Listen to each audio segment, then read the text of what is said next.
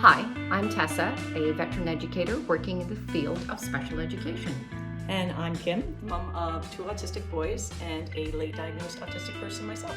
And welcome to Totally Over the Spectrum, where we dive into embracing autism through understanding and support. Welcome to episode 48, Love Languages. I know this is your bee in a bonnet for you, so let's dive into this because I found this fascinating and I just loved researching this topic. I don't know that I have a bee in my bonnet. That's what a weird saying that is. That means that it's bothering me? What does that mean? Well, yeah, it means that you're bothers you. It's like you're constantly irritated by it, right? Something's pestering you. Yes. Yeah, no, I don't have that. Yeah, if you were irritated by researching it. I was frustrated by the unclear sort of terminology surrounding this topic. I feel like everybody has their own definition of what love is. Everybody has their own sort of idea of what it is. So because autistic people have differences in social communication and social interaction, we're generally pretty misunderstood by neurotypical people. And then when you add that into trying to have a relationship with someone, especially a romantic relationship, it gets confusing, right? Okay. Oh, completely. So even for a neurotypical person, love languages are confusing. Well, I'm still stuck. I haven't even gotten to love languages yet. Haven't even gotten there. I'm still talking about definitions of words. Because how can you talk about something if you don't know what the words? If everybody has a different definition, then you're all talking about different things when you think you're talking about the same thing. Yes. And clarity of communication is really important for a lot of autistic people. So let's start with a definition. So let's do this. Love. Definition of love. It's not clear. Okay? It's just not clear. But I narrowed it down. I narrowed it down to a basic definition, which is strong affection or attachment. And affection is basically just liking something. So love is, in its simplest terms, love is liking something a lot. Okay? Yes. All right. Romantic. Okay. Definition of romantic. Go with that definition. Okay. Romantic is expressions of love or affection. So that's generally speaking more gestural. Romantic also, because things have more than one meaning, also means imaginary. Just so you know, just extra information. To romanticize something, it's imaginary. All right.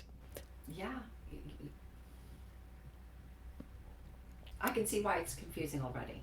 Yeah. So the problem I have, and I don't think I'm alone in this. I think I tend to go searching for other autistic people's experiences. That's where I go to for validation and understanding. That's where I go. That's what I look for. So I'd love for anybody who's listening to comment and see if they agree with this next statement. The problem I have is that you can feel a strong affection for anything. It's not necessarily a person. So differentiating between those feelings is difficult. Like if you watch a sunset, or you take a walk in nature, or you spend time with a friend, like that all feels like the same feeling of what we're told love is. So bear with me here. So I tried to find definitions for how those things might feel, because maybe love is more of a feeling than as sort of a definition.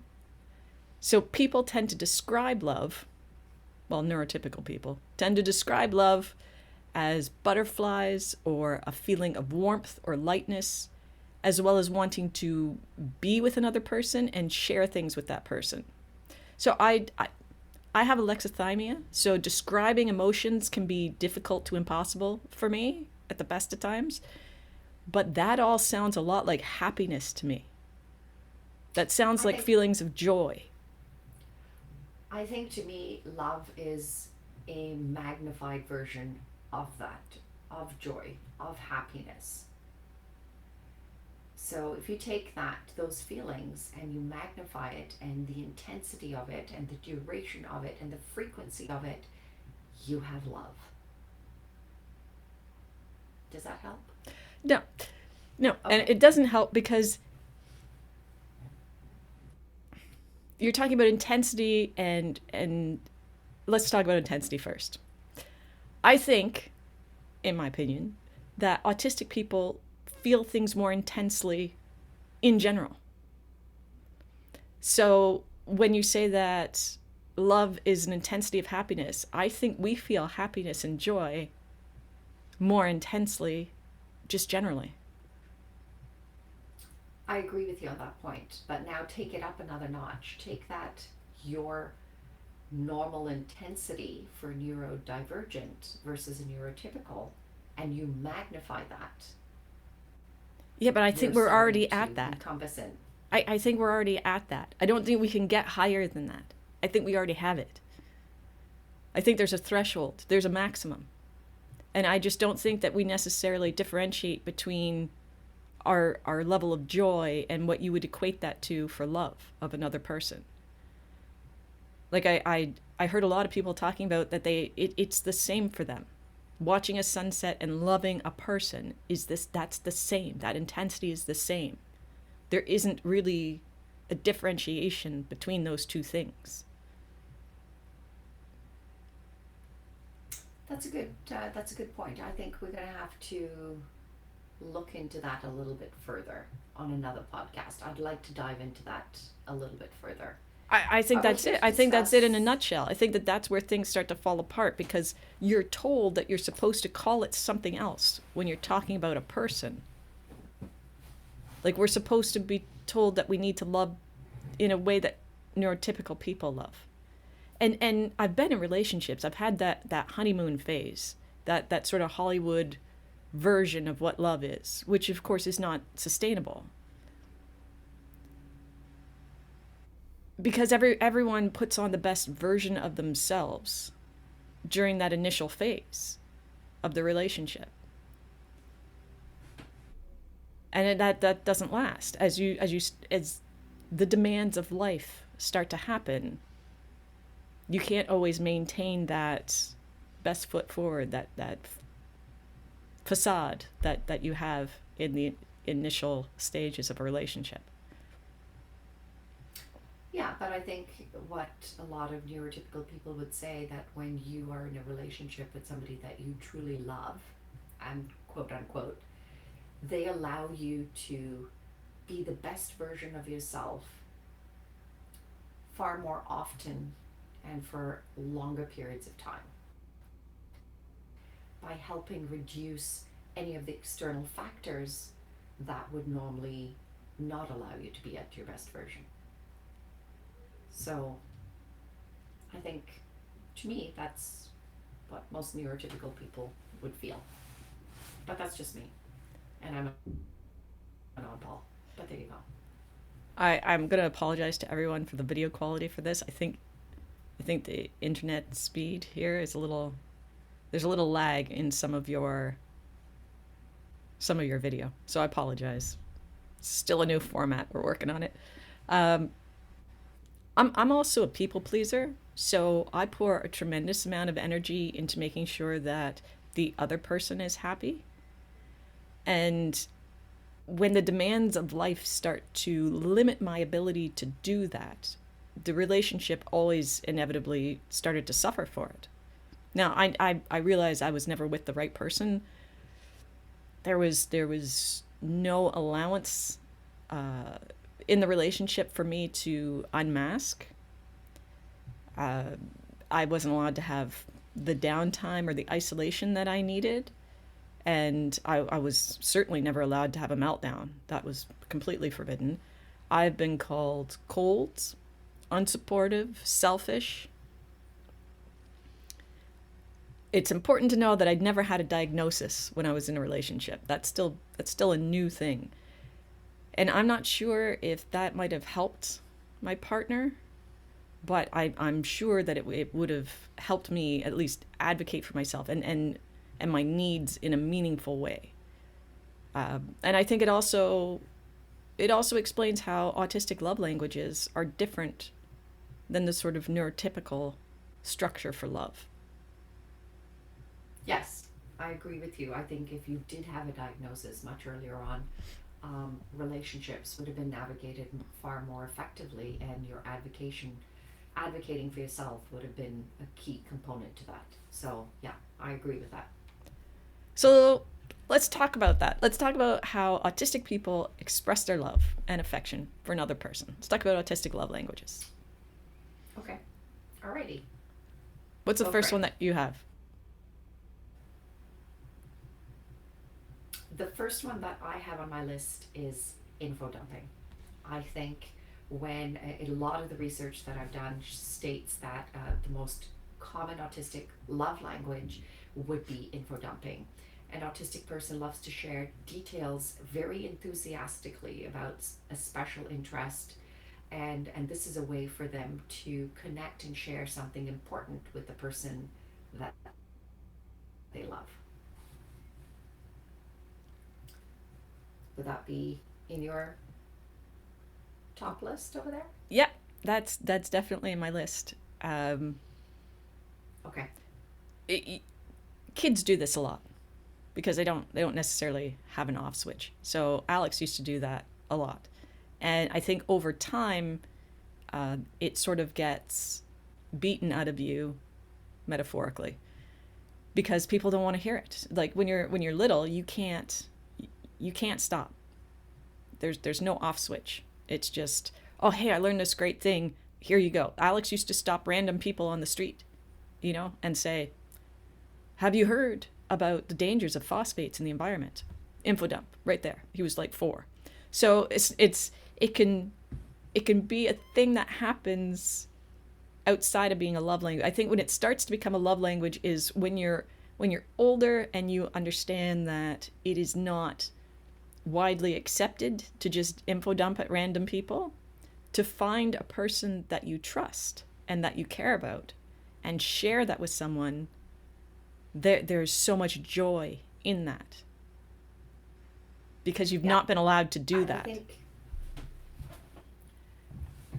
the info dumping scenario about with a stranger with Alex is a really good um, example of that intensity of love, right? So for Alex, just sharing information about something that he was passionate was his way of expressing that key love language. And at that age, he didn't know that, yes, it needs to be with people that you know and trust, but it just shows the example of whether it's a person or a thing, that's a clear example of it.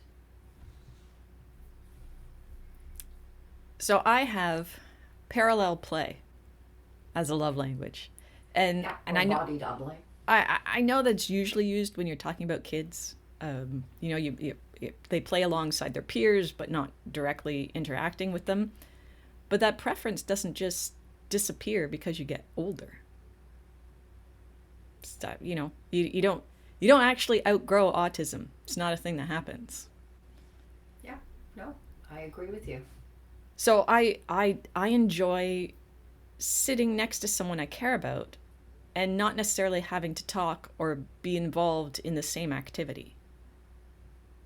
Like that is joyful. It is blissful to not have to actually engage with the person, but still share closeness and space.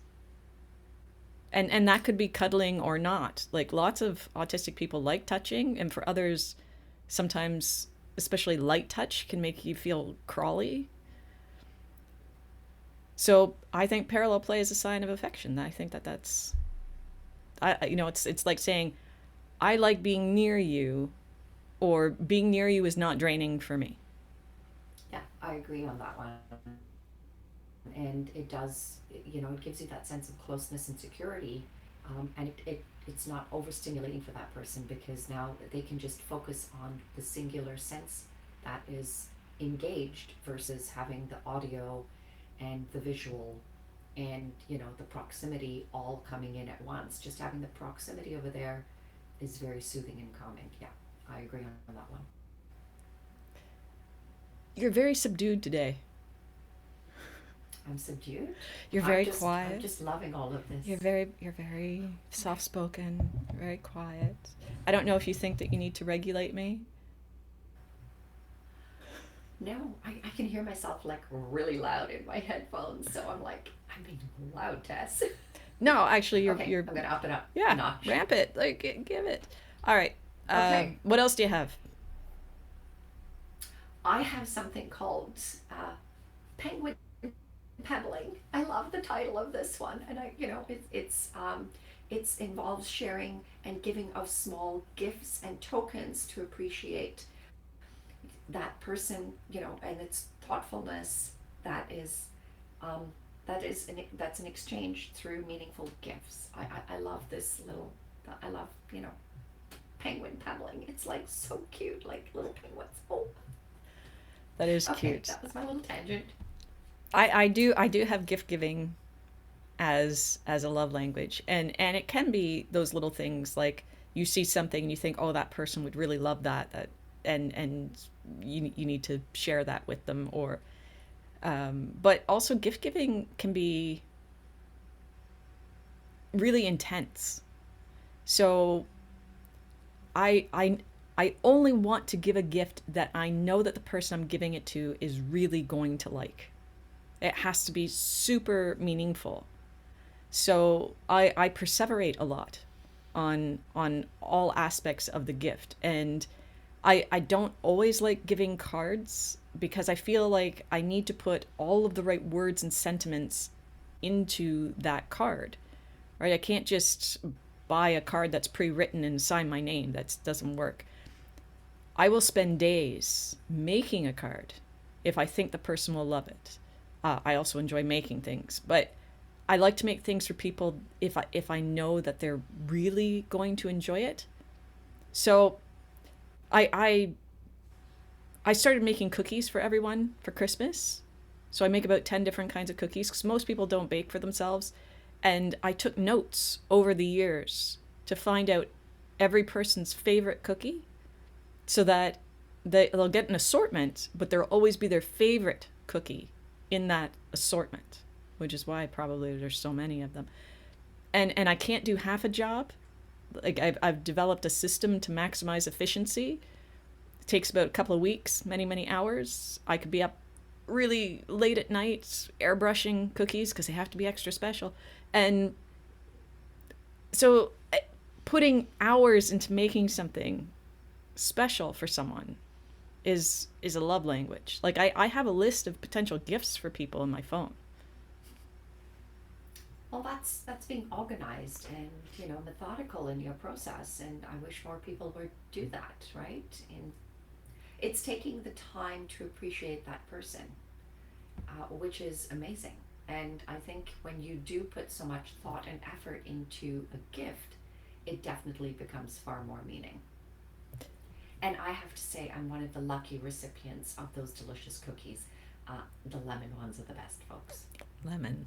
I know. Yeah. Got it written down. Lemon. Mm-hmm. Part of it too is that when I get a gift that I don't like, it hurts. It's like the person doesn't really know me or really truly care about me. Like they didn't put the effort in. Like it feels perfunctory or obligatory. So, and that's even if I know for a fact that that person giving me the gift does care about me. It feels like why would you give me that? Like how do you not know that that wouldn't be something that I would like? And I would never want anyone else to feel like that. So I put a tremendous amount of effort into making sure that the gift that I give is something that they're going to like. And I get very anxious if I'm not 100% sure on it. I think that should be across the board of what people should do. That truly should be the essence of gift giving, in my opinion. I wish everybody would do that. So I definitely think this needs to be across the board for everyone. Penguin pebbling. What else do you have?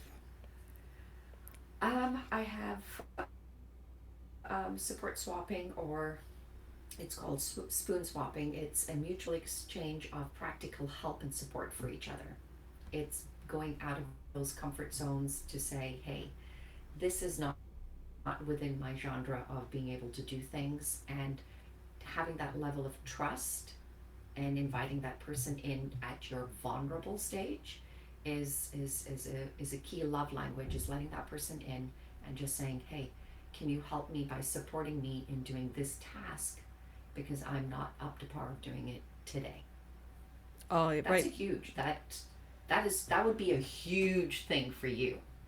Body doubling? Nope. Support swapping.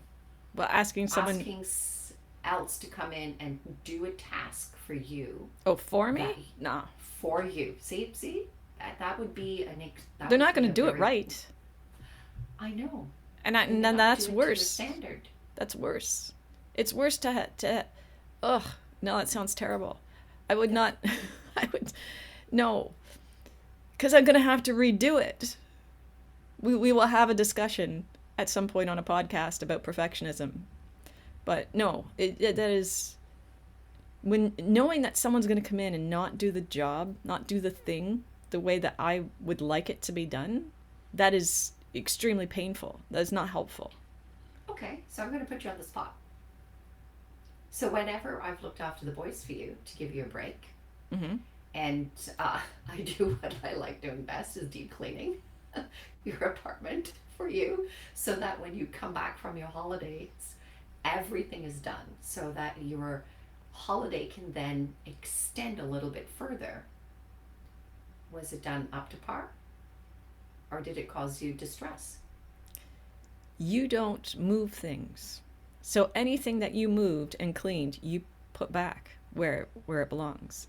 And Absolutely. I think that the difference there is not everyone would be able to do it the way I would like it done.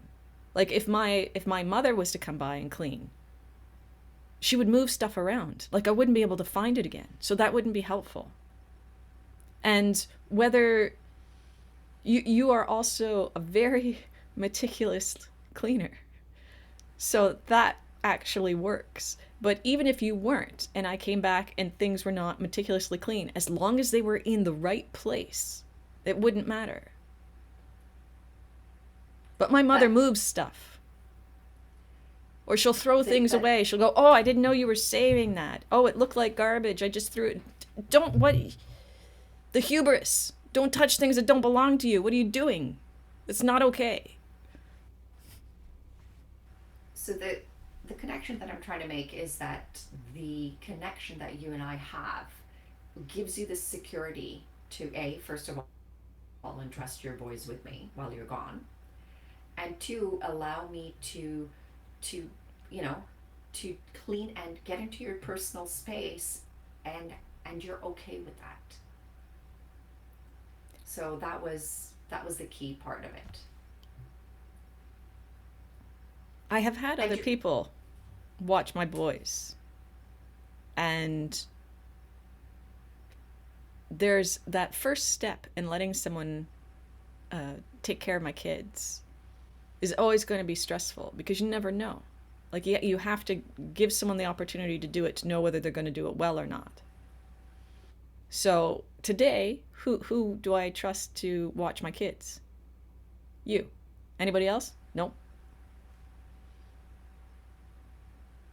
But that trust was earned, right?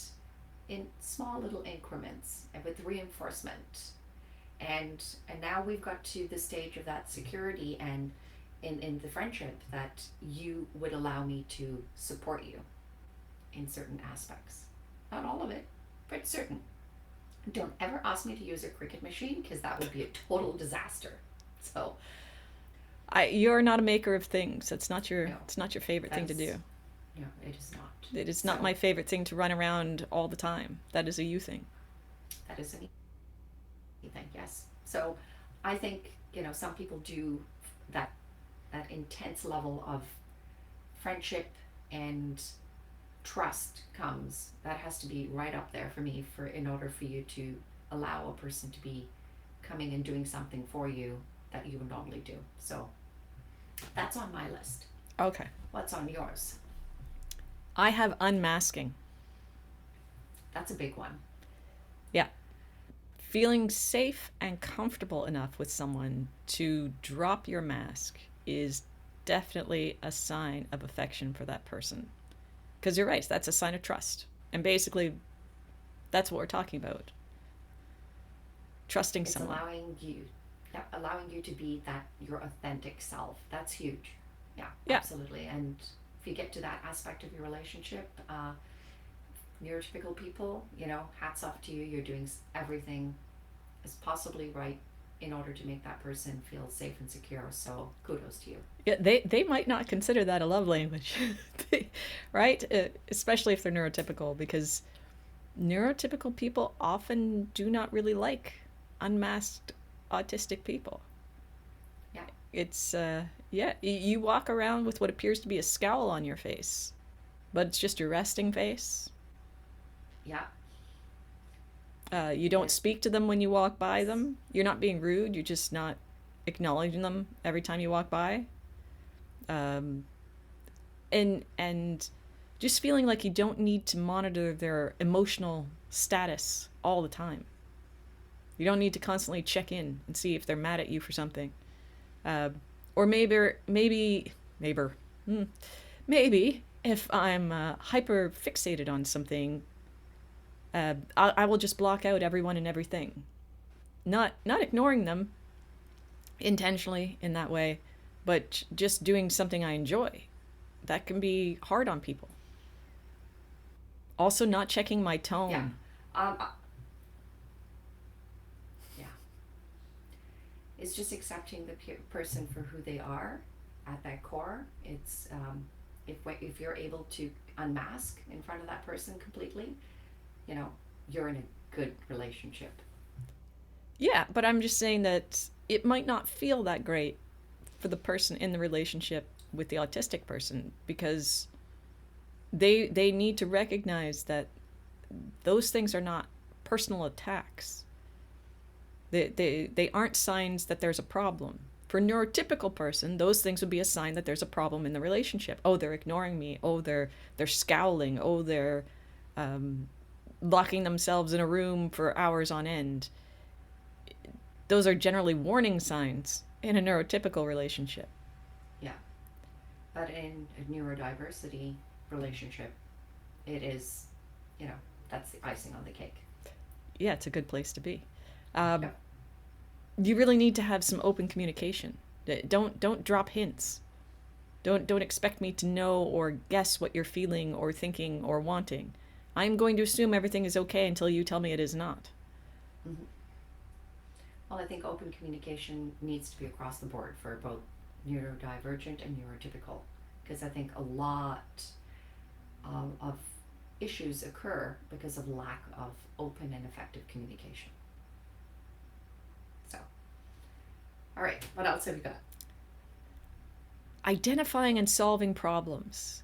And I hadn't thought about this one. I actually found this one. This one came from Orion Kelly, that autistic guy.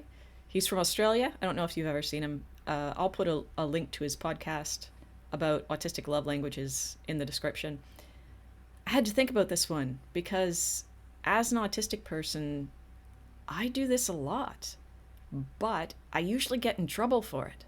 So it took me a minute to consider that it could be a love language when the person receiving it often would consider it to be criticism.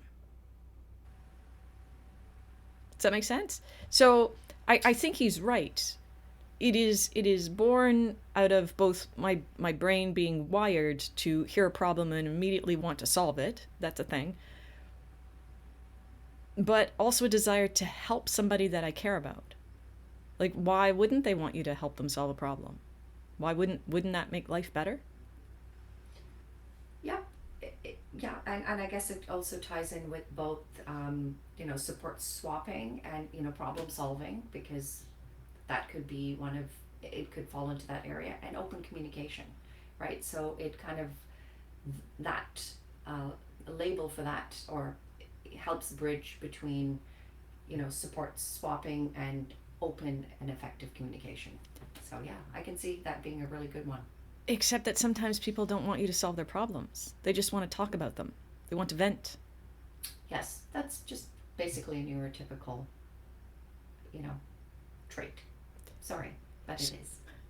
So I had to learn to ask the question first. Would you like a solution, or do you just want to vent about it? The problem that happens occasionally is I can get very tired of hearing about the same vent over and over again. So if it's a one-time vent, like, oh, this thing happened at work and it was really irritating and I don't want you to solve the problem, I just want to talk about it, that's okay. But if every day they come home and they say, oh, I just need to vent about this thing again, and it's the same vent, it's the same thing, I will lose patience for listening to it rapidly. Either, because in my mind, either you can do something about it or you can't. If you can do something about it, then go do something about it. If you can't do anything about it, well, usually you can. But if it for some reason this is something you can't fix, then you just need to learn to accept it and stop talking to me about it, because I can't hear the same thing over and over again. Yeah, you see that's the complications of a neurotypical person, right? So you guys are just so upfront, honest, black and white. Let's get on with life. Let's do this. Neurotypical people can be procrastinators, and they want that emotional reinforcement. Yeah, we're complex. So sorry, Kim. Listen to you talking about yourself like you're neurotypical. Okay. I should get Alex to do a montage of all the times where you've talked about your squirrel brain, your ADHD brain, and just put them all together and then play it back for you. Okay, that's not. I'm not at a point of acceptance. I hear that. Okay. Yeah. So I think that it's all of this is really to say that it's important to understand that autistic people may express love differently, but that doesn't mean that they don't love. That is a myth. Yes, I agree. I have one more as a love language. What's and that? This is where a lot of neurotypical people find it's the deep pressure, right? When you are safe, or when you are, no, pardon me, let me go backtrack over here. When you are at a state of crisis, or you're starting to spiral and you need that security and you need somebody to give you that deep pressure, and if a person comes to me, like one of my students goes, I need you to squeeze me, I'm that trusted person. They know that they're safe with me when they are in a situation or a circumstance where they no longer feel safe. So when somebody asks you for that deep pressure feedback, it's a sign of, it is. And also when they're excited or stimulated in a positive way, and they seek that deep pressure, it's a good avenue in helping them connect with them on that love language. Yeah, I don't like deep pressure, but I know a lot of autistic people do. I think the what you're saying at the heart of that is that if an autistic person goes to you seeking something, it's because you're a trusted person. So that means that they care about you. Yeah, and it can be a lot for a lot of neurotypical people, because a lot of times people, that closeness, like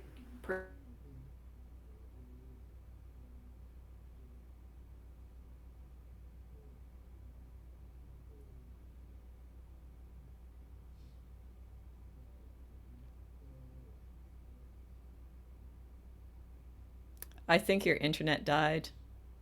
Oh, there, we're back. Sorry.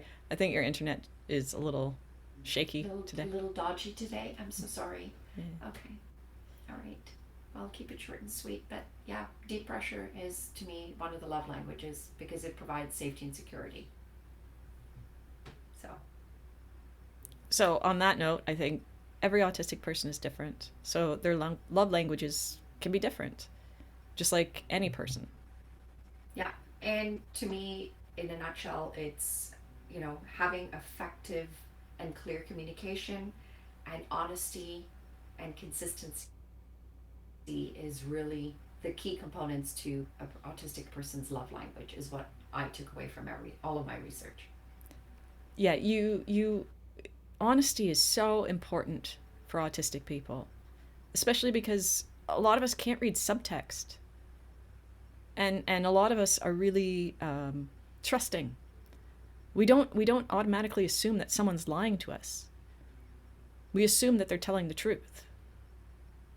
Yeah, your vulnerability is so high, right? So, and people who really care and nurture and foster that relationship will always be honest with you. Yeah. So, which leads me to think that now that you're learning the keys and the ins and outs and the ebbs and flows of the love languages, what happens when you get thrown into the wheels of navigating an autistic family? I think, that would be a great podcast to chat about in our next one. Yeah, you want to hear all about the world that I live in every day? Yes. Well, I know, but I think it would be great for other people to know that. Yeah, I think there are a lot of misconceptions about what a neurodivergent home looks like. Yeah, I think we need to burst that bubble. We can do that. Okay. Well, till the next one, have a great day. We'll see you then.